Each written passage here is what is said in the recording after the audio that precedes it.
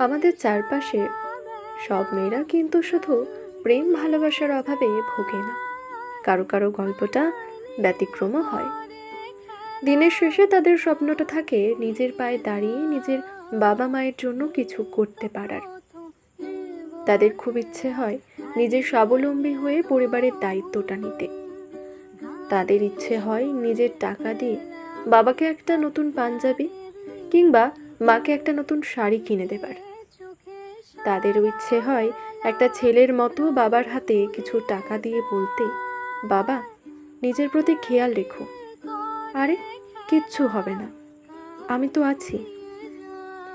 এরকম মেয়েগুলোর কাছে ভালোবাসা শুধুই জীবনের একটা অংশ মাত্র। তাই নিজের ভালোবাসার কথা চিন্তা করে অশ্রু ফেলার মতো সময় তাদের হাতে থাকে না।